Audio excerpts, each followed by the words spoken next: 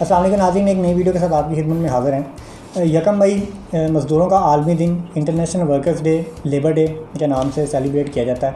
और ये दिन 1891 से सेलिब्रेट किया जा रहा है। लेकिन बदकिस्मती से ये चूँकि मज़दूरों के राइट्स की बात होती है इस दिन और इससे रिलेटेड मुख्तलिफ सेलिब्रेशंस होती हैं और हर दुनिया के मुख्तलिफ ममालिक में मुख्तलिफ अंदाज में इसको मनाया जाता है। लेकिन बदकिस्मती से मज़दूर जो है वो आज भी वहीं पे है, वर्कर जो आज भी वहीं पे है, उसके हालात भी वहीं पे हैं। लेकिन ये दिन जो है वो हर साल मना लिया जाता है। और एक और इंटरेस्टिंग चीज़ कि इस दिन जो मज़दूर होता है उसके लिए शायद ये दिन एक उसके नुकसान का ही बाइस बनता है, क्योंकि वो जो दिहाड़ीदार मज़दूर होता है उसकी उस दिन जब छुट्टी होती है तो उसको उस दिन दिहाड़ी नहीं मिलती। तो इसके अंदर भी रिविज़िट करना चाहिए कि योम मज़दूर के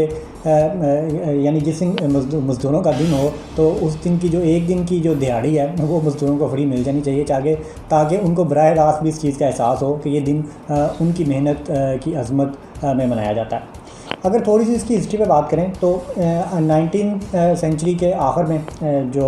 ट्रेड यूनियंस थी और जो लेबर की वर्कर्स की जो यूनियंस थी वो काफ़ी मुतहरक थी। और इसके अंदर जो इशू वो ये था कि चूँकि इंडस्ट्री उन दिनों बड़ी सरगर्म थी और मज़दूरों से जो काम लिया जाता था उसके अंदर जो टाइमिंग का इशू था और इस पर जो डिमांड थी वो ये थी कि जो 8 घंटे की ड्यूटी होनी चाहिए और 8 घंटे यानी 24 घंटों को इस तरह तकसीम किया जाए कि 8 घंटे काम किया जाए, 8 घंटे रिक्रिएशन की जाए, रिलैक्स किया जाए और 8 घंटे आराम किया जाए। और इस चीज़ की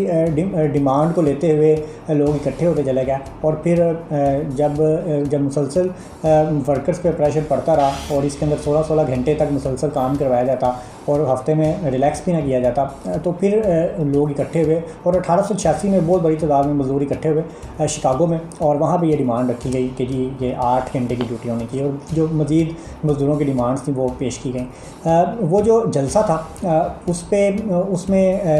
जो शाम के वक्त एक ब्लास्ट हुआ और ब्लास्ट होने के बाद फिर पुलिस की तरफ से फायरिंग कर दी गई और उसमें बड़ी तादाद में जो मज़दूर मारे गए और इस दौरान कुछ 7 पुलिस वाले भी मारे गए। और इस पे जो मज़दूर थे चूँकि खून से लथपथ हो गए लोग, तो वो लोगों ने अपनी चादरें, अपनी शर्ट्स जो हैं वो अपने घरों में लटका दी, लाल रंग की जो खून से लथपथ हो गई थी। तो ये चीज़ जो वो एक पूरी दुनिया में इसकी आवाज़ वो फैलती चली गई और इसी से ये जो आपको जो सोशलिस्ट पार्टी है उनका जो कलर है रेड कलर और लाल का जो वो नारा लगाते हैं, ये वहीं से ये सिलसिला शुरू हुआ। और ये जो इसके अंदर एक और बड़ी इंपॉर्टेंट चीज़ है कि जब ये वाक़या हो गया तो बजाय ये कि इसकी इन्वेस्टिगेशन की जाती है और वो जो फायरिंग जो की गई थी एक हजूम के ऊपर और इस चीज़ का पता चला जा रहा है कि बम कैसे चला, इसमें इस सारे का जो ज़िम्मेदार है वो मज़दूरों को ही ठहराया गया। और इसके अंदर उस वक्त का मीडिया भी साथ मिला और उस वक्त की जो रियासती इदारे थे वो भी साथ मिले और जुडिशरी की तरफ से भी उसमें 22 डिसीजन आए और अल्टीमेटली जो मज़दूरों के लीडर्स थे उन्हीं को गिरफ़्तार किया गया और उनको 7 पुलिस वालों की हलाकत का ज़िम्मेदार ठहराते हुए सज़ाए मौत दी थी। तो उनकी सज़ाए मौत के बाद फिर दोबारा लोग इकट्ठे हुए और फिर उसके बाद ये जो तहरीक ये बढ़ती चली गई। तो 1890 में ये एक जो सेकंड इंटरनेशनल इसको बोला जाता है जो यूनियन थी उनका एक इवेंट था, वहाँ से इसको बाकायदा फॉर्मलाइज़ किया गया और फिर 1891 से लेबर डे 1 मई को मनाने का बाकायदा आगाज़ हुआ और तब से ये दिन शुरू हो गया और इसको मनाया जाता है। पाकिस्तान की बात करें तो पाकिस्तान में भी लेबर लॉज मौजूद हैं, इससे रिलेटेड इदारे भी मौजूद हैं और वो इदारे अपनी अपनी जगह काम भी करते हैं। लेकिन हमारे यहाँ जो सबसे बड़ा प्रॉब्लम वो ये है कि हमारे यहाँ जो फॉर्मल एग्रीमेंट है वो नहीं होता। लाइक आपको जो नॉन डॉक्यूमेंटेड वर्क है, नॉन डॉक्यूमेंटेड लेबर है, वो ओवरऑल हमारे एक बिज़नेस का हिस्सा है और हमारी कम्युनिटी का हिस्सा है। और लेकिन अगर मज़दूरी की बात की जाए तो मज़दूरों के अंदर भी वो जो प्रॉपर डॉक्यूमेंटेड लेबर वर्क है वो आपको नहीं मिलता। और ये आपको लॉकडाउन के अंदर भी ये इशू आया कि आपको ये पता ही नहीं था, हमारे इदारों के पास ये डाटा ही नहीं था कि हमारे पास कितने दिहाड़ीदार मज़दूर हैं और उनका डाटा कैसे इकट्ठा किया जा सकता है। और फिर चूँकि हमारे यहाँ शिफ्टिंग भी होती है कि अगर कोई एक जगह काम कर रहा है तो फिर वो दूसरी जगह चला जाता है, तो इस पर भी कोई फॉर्मल डाटा मौजूद नहीं होता। अलबत्ता लेबर लॉज मौजूद होते हैं, लेबर के इदारे भी डिस्ट्रिक्ट लेवल पर भी काम कर रहे होते हैं और उनके पास मज़दूर रजिस्टर्ड भी होते हैं, लेकिन उसके बावजूद बहुत बड़ी तादाद में अनरजिस्टर्ड वर्कर वो ह्यूमन रिसोर्स मौजूद होती है। तो एक तो इस चीज़ को देखना चाहिए इस दिन की मुनासबत से कि जो वर्कर है चाहे वो किसी जगह दिहाड़ी पे काम कर रहा है या किसी फैक्ट्री में काम कर रहा है तो उसकी प्रॉपर रजिस्ट्रेशन हो, और प्रॉपर रजिस्ट्रेशन उसके लिए मसाइल पैदा ना कर दे, उसकी ज़िंदगी अजीरन ना कर दे। क्योंकि लोग इस वजह से भी रजिस्ट्रेशन से घबराते हैं कि जी अगर हम इदारों के हाथ चढ़ गए तो फिर हमारे पे मुख्तलिफ़ तरह के कवानीन लागू होना शुरू हो जाते हैं, फिर हमें मुख्तलिफ़ तरह से इदारे वो तंग करना शुरू कर देते हैं। तो ये तरीका इसके अंदर ऐसा होना चाहिए कि मज़दूर जो है वो परेशान ना हो, और उसको अगर वो रजिस्टर करता है तो रजिस्ट्रेशन के बाद उसको फैसिलिटीज़ दी जाएँ। उसके बाद जी अगर हम बात करें लेबर राइट्स की, मज़दूरों के राइट्स की, तो इसमें बुनियादी तौर पे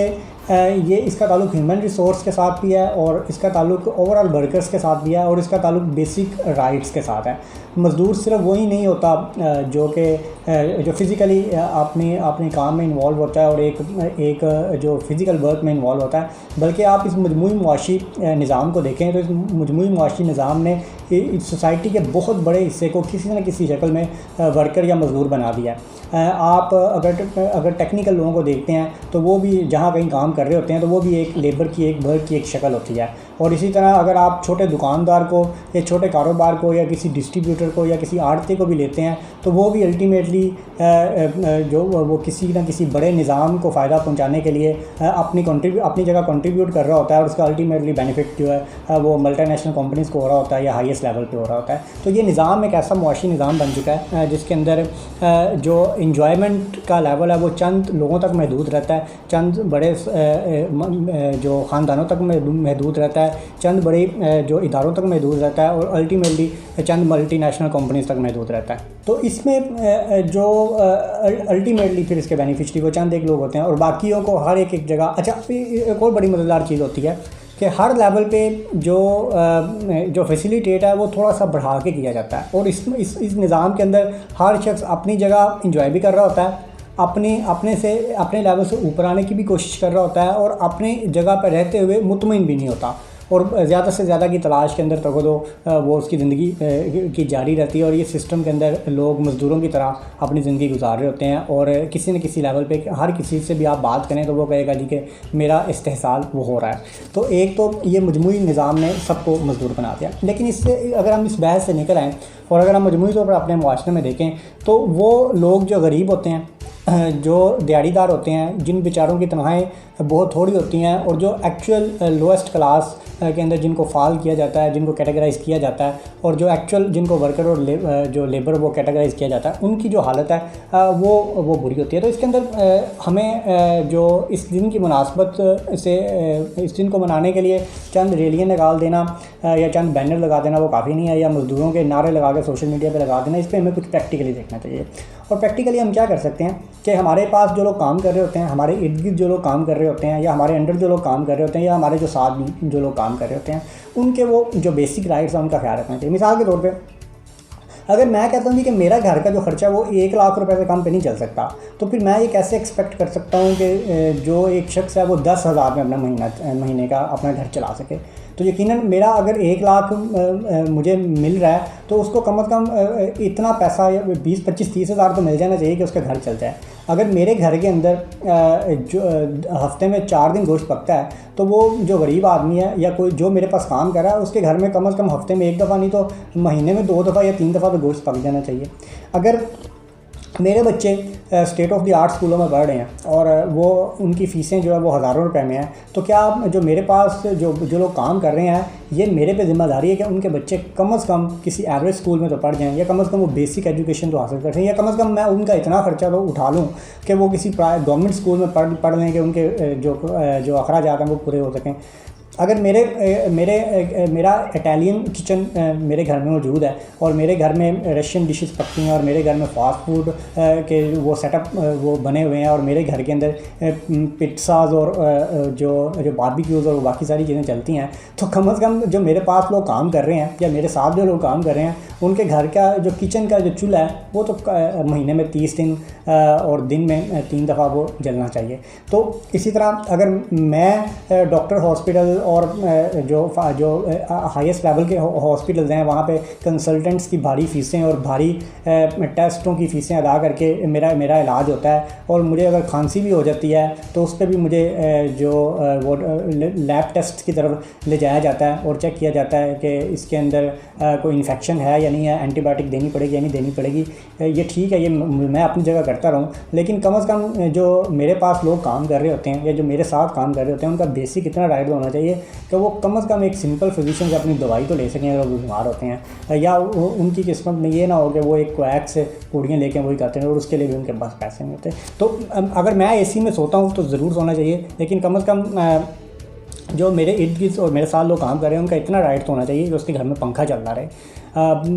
मेरे घर के अंदर अगर जनरेटर है और उस जनरेटर पे एसी भी लाइट वाले में चल जाता है तो उस गरीब के घर में अगर छोटा सा यूपीएस या बैटरी लग जाए या सोलर प्लेट की लाइट लग जाए, सोलर प्लेट लग जाए, तो उसके घर में वो पंखा तो रात को चलता रहे कि उसके बच्चे वो चैन की नींद सो सकें। तो इससे कोई फ़र्क भी नहीं पड़ता होता कि जहाँ पे आपके बैंक में करोड़ों रुपए मौजूद होते हैं और उस गरीब के घर में हर जो 20 तारीख के बाद जो उसको तनख्वाह मिलती है वो ख़त्म हो जाती है। तो उस करोड़ों रुपए में से अगर आपके पास 10 लोग काम कर रहे हैं और उनको अगर 1 लाख रुपये तकसीम भी कर दें तो उससे आपको कोई फ़र्क नहीं पड़ता, उसके लिए ज़िंदगी बहुत बेहतर होती है। कई दफ़ा आप अगर किसी जगह पे किसी शख्स को 1000 का दे रहे होते हैं तो आपके लिए 1000 वो कुछ भी नहीं होता। आप शायद 1000 की दिन में कोल्ड ड्रिंक्स पी जाते हो, लेकिन वो आदमी जिसके लिए आप 1000 देते हैं उस 1000 से कम उसके घर का जो चूल्हा है वो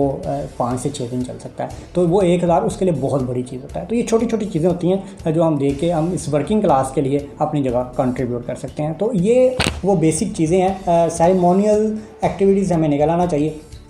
लेबर डे ज़रूर इस पे छुट्टी हो जाती है, छुट्टी होनी चाहिए और इसकी जो इंटरनेशनल वर्थ है वो अपनी जगह मौजूद है। और इसके अंदर वो जो 1886 में जिन लोगों ने अपनी जानें कुर्बान की उनकी याद में इस दिन को मनाया जाता है। लेकिन इसके साथ साथ जिनका इस्तेहसाल हर घंटे बाद हमारे सामने हो रहा होता है उनके लिए भी बात करनी चाहिए। और ये सिर्फ रियासत नहीं कर सकती, इसमें हर शख्स को अपनी अपनी जगह अपनी अपनी जिम्मेदारी अदा करनी होती है। Thank you very much.